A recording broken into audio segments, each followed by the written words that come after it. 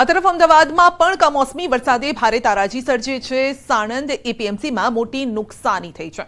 એપીએમસીમાં ખુલ્લામાં પડેલું અનાજ પલળી ગયું છે, કોથળા પણ પલળી ગયા છે, જેના કારણે આ તમામ જે અનાજ છે તે હવે બાતલ જશે। તો ખુલ્લામાં પડેલો માલ તરબોળ થઈ ગયો પાણીમાં।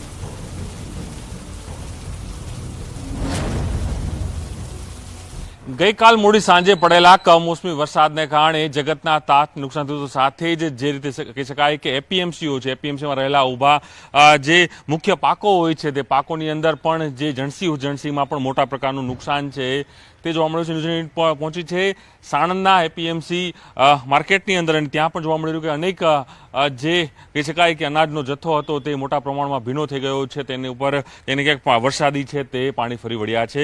અહીંના જે વેપારી જોડાયા છે વાત કરું તેમની સાથે જ ખાસ કરીને સાણંદ એપીએમસી છે, કદાચ આસપાસના વિસ્તારમાં સૌથી મોટી એપીએમસી છે। કેટલું નુકસાન આપ માનો છો કે ગઈકાલે જે વરસાદ થયો, કમોસમી વરસાદ થયો છે, તેના કારણે કેટલું નુકસાન આપના એપીએમસીમાં જોવા મળી રહ્યું છે? દરેક વેપારીને ઓછામાં ઓછું 1 લાખ 1.5 લાખથી વધારે નુકસાન હશે। ડાંગરનો સ્ટોક છે, અને ડાંગર પલળવાથી, ક્વોલિટી બગડવાથી એનો ભાવ ઓછો માર આવશે, એટલે નુકસાન મોટા પ્રમાણમાં છે। ઓકે, ખાસ કરીને આ જે વિસ્તાર છે એપીએમસી સૌથી મોટું એપીએમસી છે, કેટલું નુકસાન આપ માનો છો એક વેપારી દીઠ? કારણ કે જે રીતે આપના વેપારી પણ બીજા સહયોગ કરી રહ્યા છે કે ખેડૂત તો આપી ગયા છે, હવે તમારી પાસે આ માલ છે, તો કેટલું નુકસાન અને આ એપીએમસીમાં જે વ્યવસ્થા છે કઈ રીતે જુઓ છો? ઓછામાં ઓછું 1.5 થી 2 લાખનું નુકસાન ડાંગરની અંદર ઓછામાં ઓછું 1.5 થી 2 લાખનું નુકસાન હશે। હું ફરી દ્રશ્યો બતાવીશ આપને, જોઈ શકો છો પાછળના દ્રશ્યો બતાવી રહ્યો છું કે કઈ રીતે ડાંગર છે, આખો જે ડાંગર આવી ગયો છે, ખેડૂતે આપી દીધો, તેમ છતાં વેપારીઓ પાસે હજારોની સંખ્યામાં બોરીઓ છે, તેની ઉપર જે કમોસમી વરસાદ છે તેના કારણે મોટું નુકસાન છે તે થયું છે। અને ચોક્કસ માની કે લાખો રૂપિયાના નુકસાન એક વેપારી દીઠ માની રહ્યા છે કે લાખો રૂપિયાના નુકસાન વેપારી દીઠ થયા છે। ચોક્કસ એ માની શકાય કે કમોસમી વરસાદ જે રીતે આવે છે તેને લઈને જગતનો તાત હોય કે વેપારી હોય, આ તમામ લોકો માટે એક મુસીબત છે તે અહીં સાબિત કરતો રહ્યો છે। કેમેરા કિંગ રાઠોડ સાથે પ્રણવ પટેલ, ન્યૂઝ 18 અમદાવાદ, સાણંદ। ગતરોજ આફત બનીને આવેલા વરસાદે ઠેર ઠેર તબાહીના દ્રશ્યો સર્જ્યા છે અને ત્યારે ગીર સોમનાથ જિલ્લામાં વરસેલા વરસાદને લઈ ખેડૂતોના માથે ચિંતાના વાદળો ઘેરાયા છે। મોડી રાત્રે ફૂંકાયેલા તેજ પવન સાથે વરસાદથી ખેડૂતોના કેરીના પાકને વ્યાપક પ્રમાણમાં નુકસાન થયું છે। ગતરોજ વરસેલ વરસાદ ખેડૂત માટે કાળ બનીને આવ્યો છે। તોફાની પવનના કારણે કેસર આંબાવાડીઓમાં કેરી ખરી પડી છે અને ગીરના મોટાભાગના વિસ્તારમાં અડદ, મગ, તલ સહિત ઉનાળુ મગફળીનું પણ મોટા પ્રમાણમાં વાવેતર છે અને તમામ પાકો લણવાની તૈયારીમાં છે અને ત્યારે જ કમોસમી વરસાદથી ખેડૂતોના મોંમાં આવેલો કોળિયો છીનવાઈ ગયો છે।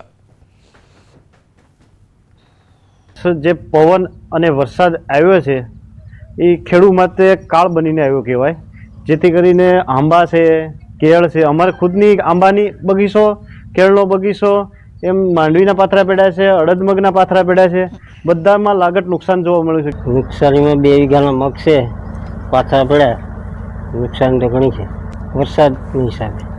વરસાદ તો ઘણો છે, પાથરા પલળી ગયા। પંચમહાલમાં વાવાઝોડાની ભારે અસર વર્તાય છે। તેજ પવન સાથે પડેલા વરસાદથી તારાજીના દ્રશ્ય સર્જાયા। કેટલીક જગ્યાએ કમોસમી વરસાદથી ખેડૂતોમાં ચિંતા છે।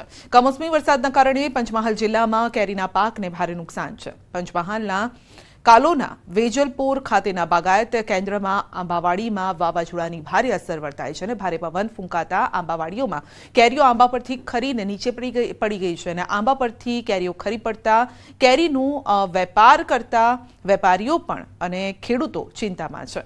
વેજલપુર આંબાવાડીમાં બાગાયત ફાર્મમાં કેસર, દશેરી, લંગડા, મલ્લિકા સહિતની પ્રજાતિની કેરીઓ છે। ગતરોજ વરસેલ તોફાની વરસાદ ખેડૂતો માટે કાળ બનીને આવ્યો। આ લાખો રૂપિયાનો ખર્ચો કર્યો છે, અમે લાખો રૂપિયામાં વારી રાખી છે। એ બગાયતના અંદરમાં અમે આ બગાયત કેન્દ્ર સરકારની રાખી છે, તો ટેન્ડલ તરીકે રાખી છે, લાખો રૂપિયામાં રાખી છે। એના કારણે વાવાઝોડાના કારણે અમને કંઈ ફાયદો લાગતો નહીં। 20 મજૂર છે તો બી કેરીઓ વિનાતી નથી। હવામાન ખાતાની આગાહી મુજબ પંચમહાલ જિલ્લામાં ગઈકાલે સાંજથી જ ભારે વાવાઝોડા સાથે વરસાદનું આગમન થયું છે, જેને લઈને ખેડૂતોને નુકસાન થયું છે। તો ક્યાંક ને ક્યાંક જે આંબા છે તેના ઉપર કેરી હતી તે પણ વાવાઝોડાને લીધે પડી ગઈ હોવાના દ્રશ્યો જોવા મળી રહ્યા છે। હાલ આપણે પંચમહાલ જિલ્લાના વેજલપુર ખાતે આવેલા બાગાયત કેન્દ્ર ખાતે છીએ અને અહીંયા અંદાજિત હજારો આંબાના જે વૃક્ષો છે જે આવેલા છે અને આ આંબાના વૃક્ષોમાં જો વાત કરવામાં આવે તો અહીંયા મલ્લિકા, દશેરી, રાજાપુરી, કેસર સહિતની જે પ્રજાતિની કેરીઓ છે તે છે આપ દ્રશ્યોમાં જોઈ શકો છો. હાલ હું આપને અહીંયા દ્રશ્યો બતાવવાનો પ્રયત્ન કરીશ. આપ જોઈ શકો છો જે વાવાઝોડું હતું જેને લઈને આ તમામ જે કેરીઓ છે એ કેરીઓ નીચે પડી ગઈ છે અને નીચે પડી જતા જે અહીંયા જે કેરીઓનો જે કોન્ટ્રાક્ટ લીધો છે તેને ભારે નુકસાન થવાની સંભાવનાઓ પણ જોવા મળી રહી છે. આપ જોઈ શકો છો આંબાની જે ઠેર ઠેર જે કેરી છે તે પડી ગઈ છે અને જેના કારણે જે અહીંયા જે કોન્ટ્રાક્ટર છે તેને ભારે નુકસાન થવાની સંભાવના કોન્ટ્રાક્ટર દ્વારા વ્યક્ત કરવામાં આવી છે. જો કે મોડી સાંજે જે વાવાઝોડું હતું તે શમી ગયું હતું, પરંતુ હજી પણ આગામી 2-3 દિવસ સુધી જે આ વાવાઝોડું અને વરસાદની જે સ્થિતિ છે જેને લઈને જો વધુ વાવાઝોડું આવે તો કેરીઓને ભારે નુકસાન થવાની સંભાવનાઓ પણ व्यक्त કરવામાં આવી રહી છે. राजेश जोशी, न्यूज़ 18 गुजरात के सभी जिलों के लिए। और आज के लिए जो थंडर स्टॉर्म की वार्निंग दी गई है वो गुजरात और सौराष्ट्र रीजन के सभी जिलों के लिए थंडर स्टॉर्म की वार्निंग है। और थंडर स्टॉर्म जब होगा उस टाइम विंड की स्पीड रहेगी 40 से 50 kmph के आसपास। और जो डे 2 के लिए मतलब कल के लिए जो फोरकास्ट दिया गया है गुजरात और सौराष्ट्र रीजन के लिए आइसोलेटेड प्लेसेस पे लाइट रेन होने का पूर्वानुमान दिया गया है। और जो डिस्ट्रिक्ट हैं जहाँ पे लाइट रेन होगी कल के लिए वो है द्वारका, भावनगर, मोरबी, पोरबंदर, राजकोट, जूनागढ़, अमरेली, गिर सोमनाथ, दीव। और गुजरात रीजन के नवसारी, वलसाड़, डांग, दादरा नगर हवेली और दमन, जहाँ पे लाइट रेन और साथ में थंडर स्टॉर्म लाइटनिंग होगी। और जो कल के लिए थंडर स्टॉर्म की वार्निंग दी गई है वो है थंडर स्टॉर्म के लिए जिन प्लेसेस पे वार्निंग दी गई है वहाँ पे विंड स्पीड रहेगी थंडर स्टॉर्म के टाइम 30 से 40 kmph। और डे 3 के लिए जो गुजरात और सौराष्ट्र रीजन के लिए आइसोलेटेड प्लेसेस पे लाइट रेन होने का पूर्वानुमान दिया गया है वो ज़िले हैं अमरेली, राजकोट, गिर सोमनाथ, दीव। और गुजरात रीजन के लिए नवसार, वलसाड़ी, डांग, तापी, दादरा नगर हवेली और दमन है। और डे 4 की बात करेंगे जहाँ पे आइसोलेटेड प्लेसेस पे लाइट रेन होने का पूर्वानुमान दिया गया है वो गुजरात रीजन के जो डिस्ट्रिक्ट है जहाँ पे लाइट रेन होगी वहाँ पे वो है नवसारी, डांग, वलसाड़ और दादरा नगर हवेली। और मैक्सिमम टेम्परेचर की बात करेंगे तो मैक्सिमम टेम्परेचर आने वाले 2 दिनों के लिए नो लार चेंज में रहेगा। उसके बाद 2 से 3 डिग्री सेल्सियस का gradual temperature maximum temperature rise होगा।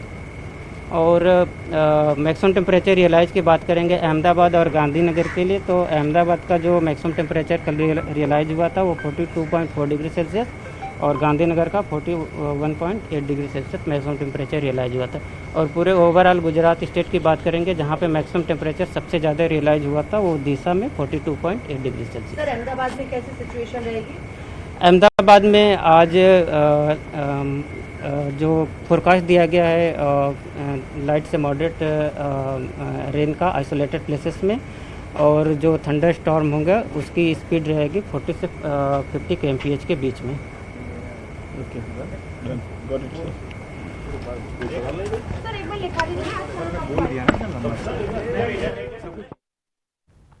તો 40 થી 50 કિલોમીટરની ઝડપે પવન ફૂંકાઈ શકે છે। આ સાથે જ આજે પણ છૂટો છવાયો વરસાદ થઈ શકે છે, પરંતુ પવનની ગતિ છે 40 થી 50 કિલોમીટર પ્રતિ કલાકની રહેવાની છે, જેના કારણે ગઈકાલે આપણે જોયું છે કે અનેક જગ્યાએ વૃક્ષ પણ ધરાશાયી થયા, હોર્ડિંગ્સ પડી ગયા હતા, જોરદાર પવન ફૂંકાયો, અનેક જગ્યાએ નુકસાન થયું છે। ખાસ કરીને ખેતીને નુકસાન થઈ રહ્યું છે, આંબાવાડીઓમાં કેરીઓ ખરી પડી છે। તો અલગ અલગ રીતે આ નુકસાનીના સમાચાર ગઈકાલે આવ્યા છે, માટે આજે સાવચેત રહેજો, કારણ કે હજુ પણ 2 થી 3 દિવસ આ પ્રકારનું વાતાવરણ રહેવાનું છે। ત્યારબાદ અત્યારે થોડી ઠંડક જોવા મળી રહી છે, પરંતુ 3 દિવસ બાદ ફરી એક વખત ગરમીનો રાઉન્ડ જોવા મળશે।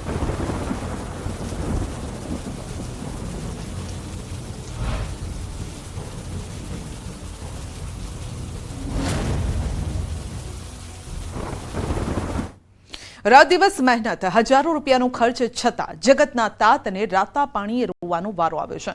બનાસકાંઠા પંથકમાં પડેલા કમોસમી વરસાદના કારણે ખેડૂતોના મોઢે આવેલો કોળિયો છીનવાયો છે। ભારે પવન સાથે વરસાદ પડતા બાજરી સહિતના પાકને નુકસાન છે, ત્યારે હજુ પણ વરસાદની આગાહીથી ખેડૂતોના માથે ચિંતાના વાદળો ઘેરાયા છે। તો ભર ઉનાળે વરસાદ અને તે પણ તેજ પવન સાથે મિની વાવાઝોડાની સ્થિતિએ ખેડૂતોની કમર તોડી નાખી છે અને ખાસ કરીને કેરી પકવતા ખેડૂતોની હાલત દયનીય છે. ગઈકાલે મિની વાવાઝોડાએ કેરીના પાકને ભારે નુકસાન કર્યું છે. નર્મદા જિલ્લાના અંતરિયાળ ગામોમાં મિની વાવાઝોડાના તાંડવના દ્રશ્યો સામે આવ્યા છે, જેમાં ન ફક્ત કેરી પરંતુ કેળ, પપૈયાના પાકને પણ નુકસાન છે. ખેડૂતોનો ઊભા પાકને લઈને જે નુકસાન થયું છે તેને લઈને ચિંતા પણ વધી છે.